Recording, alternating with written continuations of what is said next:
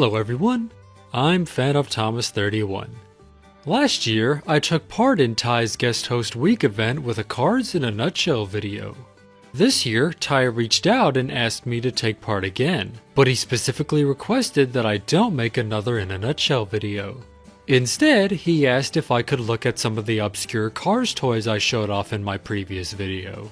I wanted to do a top 10 list on my weirdest cars, but I've been rather crunched to time recently with my own channel. So instead, I'll be focusing on just one weird product, and upon specific request from Ty himself, that product will be the movie Stunts Dinoco chick Hicks.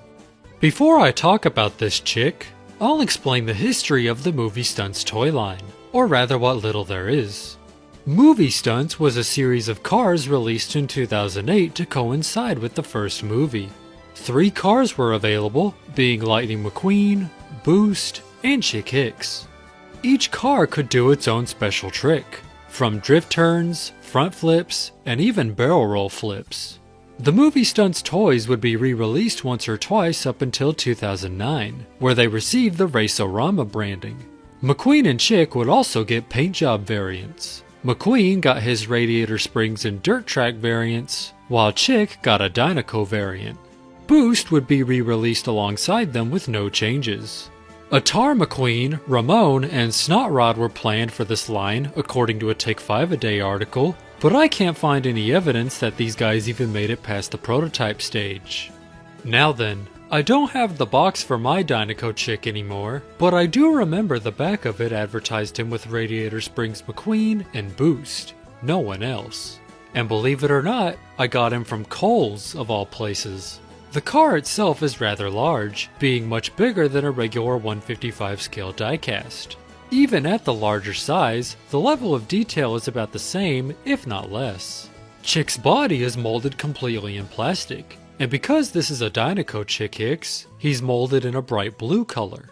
Some of his details are printed on, while his eyes, roof number, back logos, and the majority of his sides are stickers. As you can see, mine aren't in the best shape, seeing as this toy is about a decade and a half old.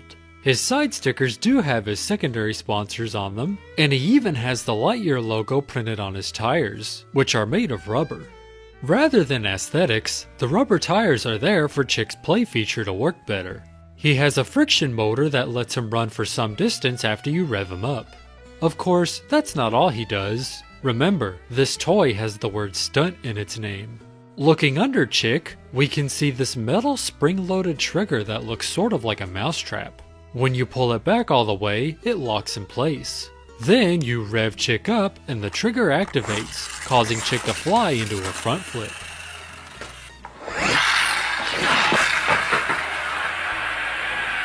But you need to make sure that Chick is going very fast, otherwise he won't complete the flip. You also need to make sure that he's on the ground. His front axle has a spring lock that'll prevent the mechanism from activating unless the weight of the car is applied to it. And that's all I have to say about Movie Stunts Dinoco Chick Hicks. Honestly, I think it's a shame that the Movie Stunts toy line became nothing but a footnote in Cars toy history. It's also a shame that hardly anyone has documented these toys online. It would have been cool to see more characters and variants for it, and the stunts they could have pulled off. But I guess if it isn't a 155 scale diecast, it's bound to be left behind and forgotten about. But anyway, Chick here is a really solid Cars product and a testament to Cars toys from his time. A time when they weren't afraid to experiment with Cars toys, pushing the limits of what they could and couldn't do with these four-wheeled vehicles. The only thing that could have been more ambitious than this was the release of Cars 2. In conclusion, I give Movie Stunts Dinoco Chick Hicks a 4 out of 5. A rather spontaneous Cars toy that deserves a lot more recognition. I hope you enjoyed my review on this obscure Cars product, and that I've enlightened you with a new piece of Cars history. Until next time, I'm Fan of Thomas 31. I hope to see you again.